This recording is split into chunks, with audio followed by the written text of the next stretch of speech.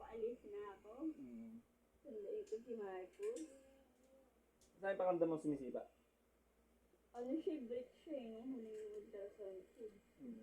Hindi siya nakapwesto. Ba't hindi kaya siya umiikot, no? Siguro. Kasi po, ano pa yun lang eh? siya eh. Ha? Lilikot lang yan. Kasi hindi pa siya nahilot eh. Maano pa daw kasi, maluwag pa yung ano niya. Yeah, kailangan kasi, sabi, nung kay Nancy, di ba gano'n? Maluwag pa kasi ginagalawan niya. Pag lumaki siya, kailangan bago siya mawala ng space sa loob, makaikot siya. Kasi pag ano, hindi na siya ikot, hindi niya na kaya umikot eh. Sabi nga na, kumain ka pa. Hindi nga daw na kasi ng santo. Hindi sabi nga, di ba ng mga doktor, mga ano, di ba rin ng maliit kaysa malaki kasi mas maganda na palaki mo lang ang bata sa labas kaysa sa bano, sa loob. Eh, CS naman din ako eh. Ayun din. Buti nandyan ka, wala ka sa puppies. Di ba lang pa nag-ano? Naglalaga-lag.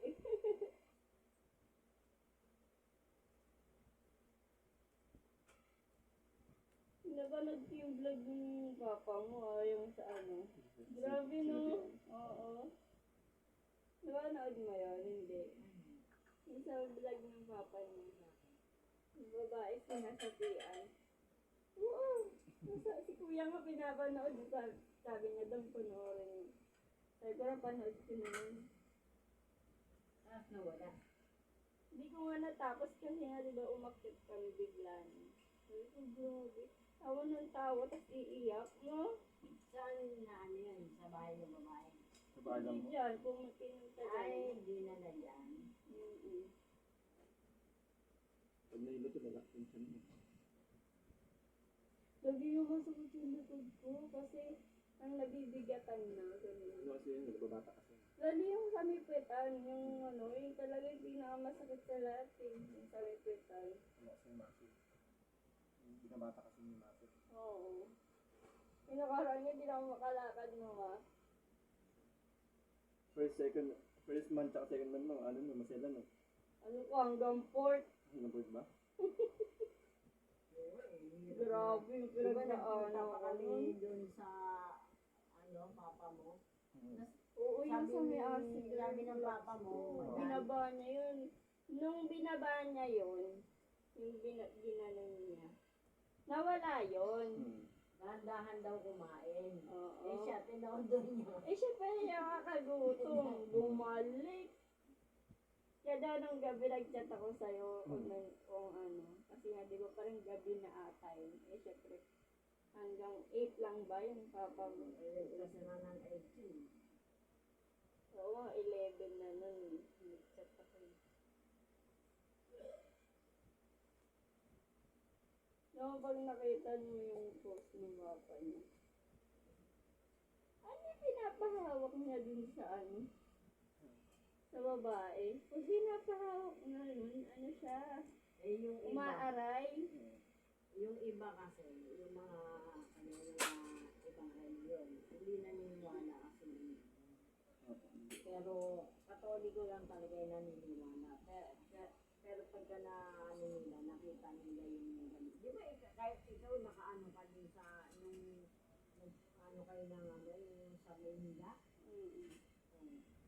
Pinukwento ko nga yung kay David kasi di ba born again. Sabi ko, yan si Adam, maraming naranasan niya sa amin. Pag may karanasan ka, maniniwala ka. Pag wala, mag-ano ka pa yung mag-hesitate kayo.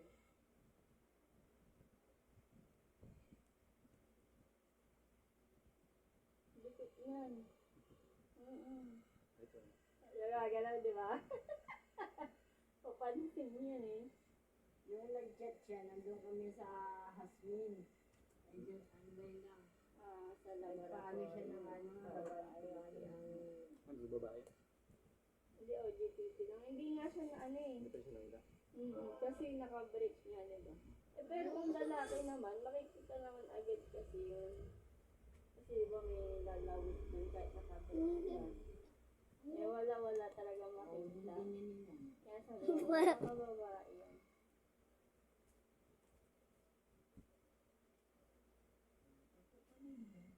Si Marcos naman, kada alis ko, sasabihin niya, lalabas na baby mo. Tapos ulo niya sa baba. Ayaw mo. Sa gilid niya ulo. Ah? Sabi ko sa'yo, May. Nakatagilid eh. Kaya nga. Tignan mo talaga yung hilit niya para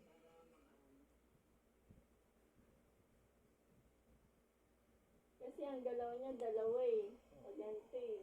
Kapag malakas yan, Paa. pag malakas yan, pag malakas yung sipa niya. Kapag malakas yung galaw, ano yun, kain.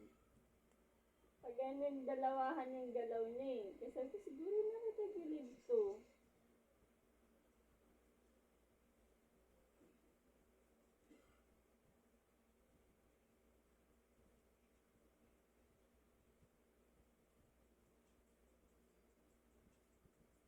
Oo.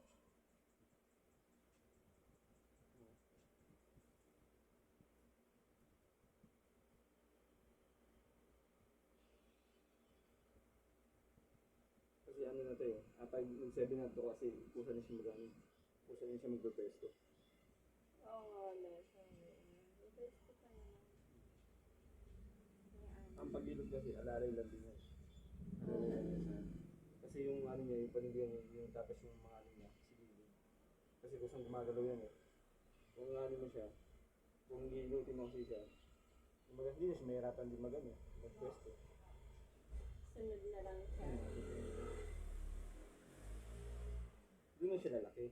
Kaya nga sabi mo, pag 6 months pa lang, wala 5 months, 6 months, malit pa yun dyan. Pag inilad, ilang araw lang, laki na. Pag-ain yan. Nahilot na yan. Hindi na nagbuntis yung asawa mo, ikaw na nang naghihilot na ng galing.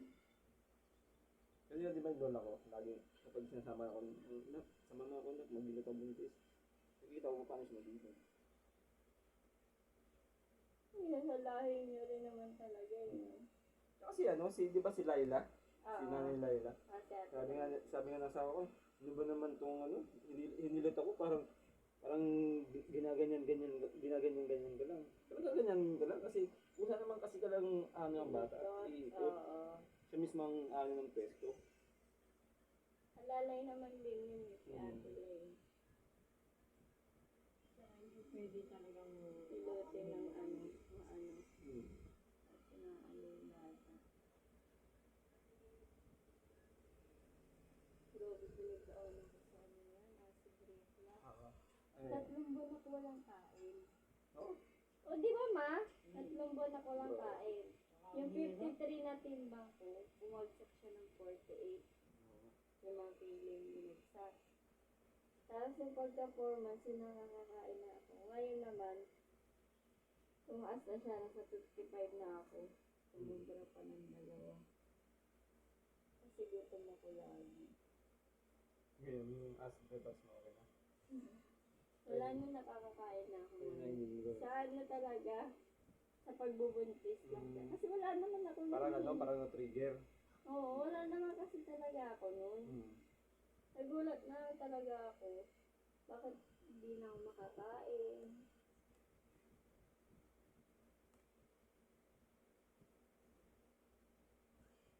Yung una nun, yung ano, yung naanohan ka ng ano, ibang nilalang. Sabi nung May base. papa, Ano, maliit yung isang ano niya, tsaka malaki.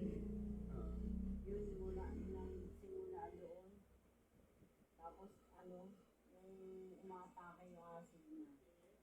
Ano, lagi siyang nagsasabi na natatakot siya. Dati, yan naman, hindi naman lagi nagsasabi niya na kahit mag-isa lang, hindi natatakot. hindi naman ako matatakot. Tapos yun, ano, parang pati ako natatakot na natatakot daw siya mag-isa. Parang tingin ko lagi nakatingin sa akin. Pag tigkilas ako parang, ano ba yun? Parang may mata. Tapos wala na, ano ako, patang-pata na ako, yung doon dumating yung sa Kapataran. Doon ka pa rin nakatira? Doon pa ako nakatira noon. Pupunta ka doon, nakatricycle pa kami. Hindi ko lang kasi kaya talaga. Pero baka nga yung bahay na yun, meron. Kasi doon ka lang natakot eh. Kasi ano, binura yung pintura. Lahat. Pero nakapintura siya, inaamag. Oh? Amag din siya buong bahay. Pati dingding inaamag. Di ba ano yun? Simento? Oo, inaamag. Tapos sa kusina, lahat ng dipintura yung mga ano, yung mga shelves. Inaamag. Tapos di ba may, sa kwarto may cabinet doon. Nilagyan ko lang mga sapatos. Pati sapatos ko, inaamag. Lahat siya, inaamag siya lahat. Sabi nga nila, baka may ibang makatira dyan. Pero pag ganun nga, pag sinabing amagin yung bahay. Eh, hindi naman ata napablosin yung din. Pwede mo sa landaras? Hindi mo pa lang naman. Ganyan yung may-ari sa palengke sa baba. Yun yung may-ari. Isa pa din sa ano ko, kaya lumipat din kami. Siyempre, amagin yung bahay. Eh, di ba bawal sa bata yun? Paano pag nanganak ako? Lagi kami nasa hospital din. Dahil ano, di ba silent killer ang tawag? Mapasok ko sa tayo ngayon. Ito, itong bahay na to. Sina ko yung tenant, yung may-ari din sa taas. Ano ibig sabihin ng minat sa taas? Diyan sila sa taas. Eh, dito talaga, finish ko kasi nga, malapit nga nila kalamama. Pag nangalak ako, isang lakad lang sila. Kapag nangalak ako, mawawanta yung gas ng Marcos. At nandito sa bahay.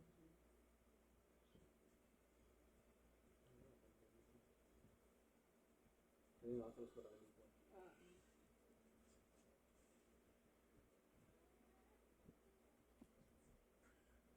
May rin pala sa kagambo. Alam mo yan. Gumagalaw yan. Makulit talaga yan, hindi yan mahihain eh. Kahit sino humawak ko dyan, si Marie, si Nancy, gumagalaw talaga yan.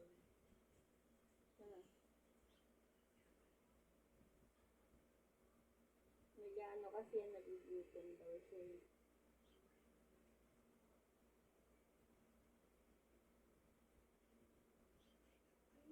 Mga resulta ko naman sa ano, sa mga kahit ako yung nahihirapan talaga. Ito ulo yan. Ayan pa din. Iikot naman na yan. Kasi ganito siya. Oo. Yan nga yung pakaramdam ko. Kasi pag gumagalaw ko, sabi ko ba't dito nang dito lagi? Para sa naka-dyan lang. Yung ano nga, yung tsahin ko, pag naghihilot yun, alam mo, madudurog yung baby. Pero okay lang, hindi mo nasasaktan yun, hindi mo nasasaktan yung nanay.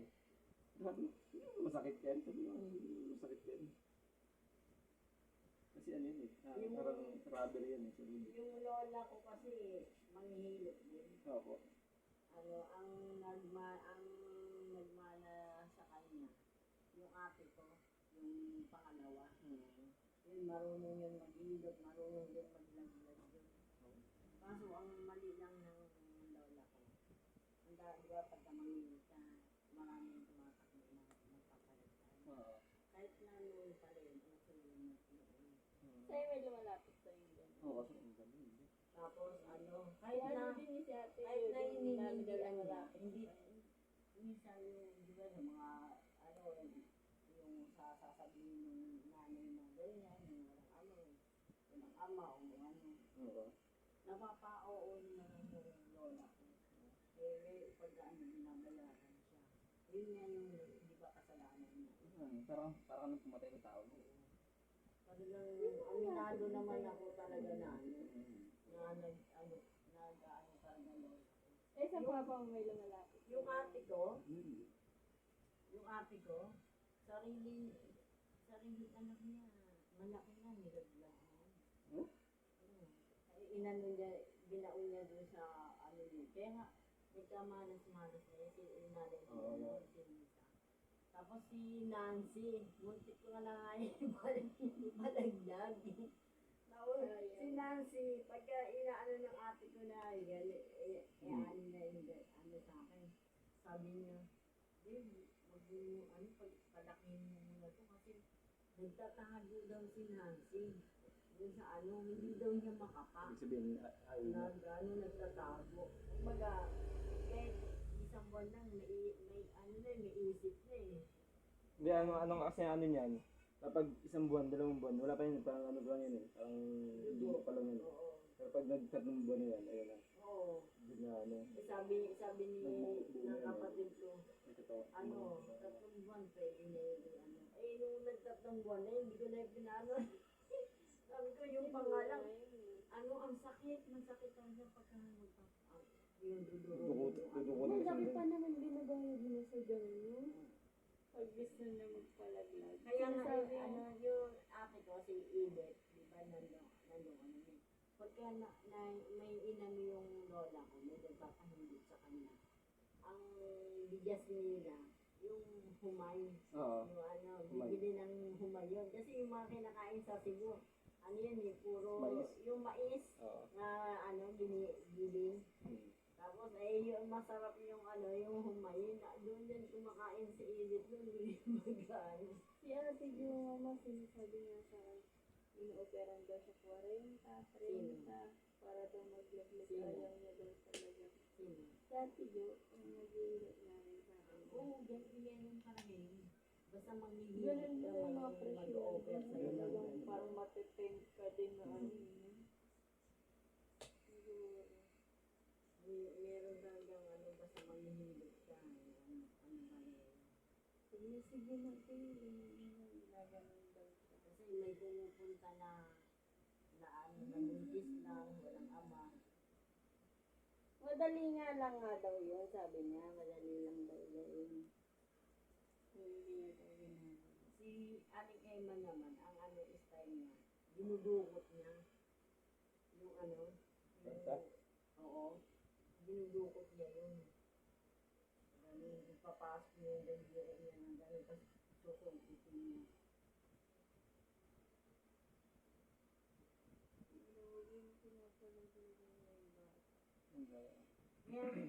Merong ano, merong mga baby na iniiwan na lang sa mga ano, yun, mga hindi natutuloy naman. Ano. Sana pinamigay na lang Kaya, yun. mga ganyan tao, minamalas yung mga ganyan tao. Isang anghel yan eh.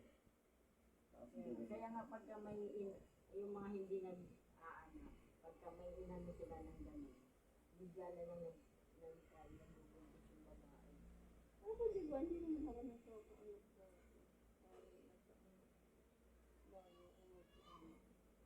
kaya pag may tinatapon dating baby, parang galit na galit ako eh. Hindi ako magkaanak kasi nagtatapon sila ng baby. Lalo yung tinapon sa fish pan niya, sa tulo. Dapat binigay na lang nila yun. Okay naman na hindi naman as yung ating ko. Kain na nga ako ng kain mo, hindi na nga ako mapigilan. Mga sumasakit-sakit eh. Pag-ibig ako. Ayun na. Pag-ibig.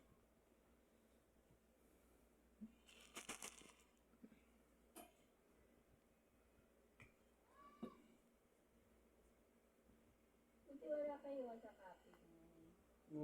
Pahinga muna ako. Pero totoo ba yun? Marami daw aswang doon. Hindi naman. Ano bang klase ng mga sinasabi nila? Hindi mo napapanood. Di ba sabi pagkapit daw ano? Pag sinabing kapit. May mga ano kasi, may mga puro-puro kasi. Sabi natin, meron naman dun. Kakatawang hayop. Oo, yung mga ganun. Totoo yun.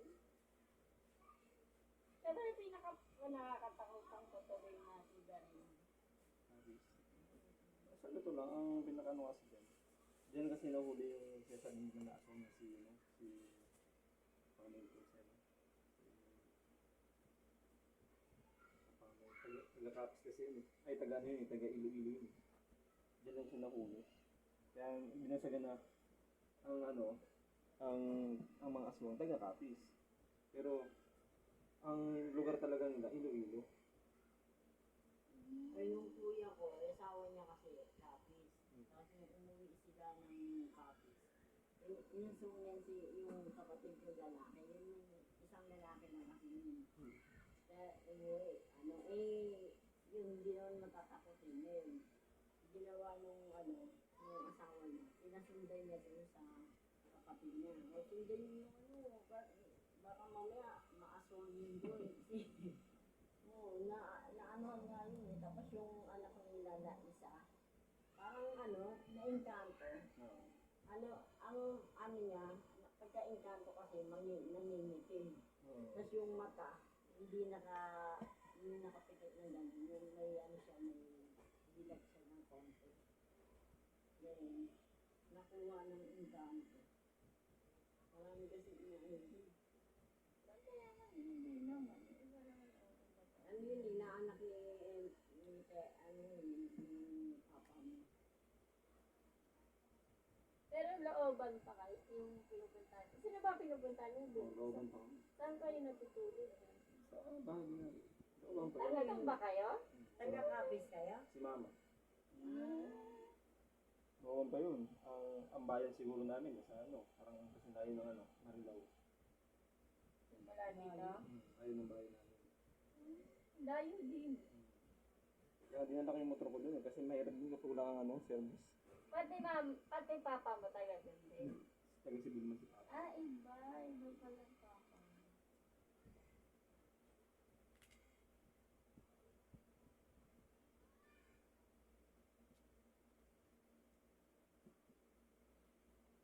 Pero okay naman yung tapos na yun. Wala na rin yung mga Parang na din. malaki na rin yung pagbabago. Na-develop Hindi nalalabas yung mga aswang dyan kasi takot na rin sa camera yun. Ano yan, May mga CCTV na Oo. Nag-iisip rin yung mga aswang yun. Di ba meron sa Facebook na yung pinapakita na may mga aswang. Yung mga... Pero ngayon, parang nawala yun eh. Hirap na rin kasi yung mga ngayon sa Facebook kasi puro may AI na rin.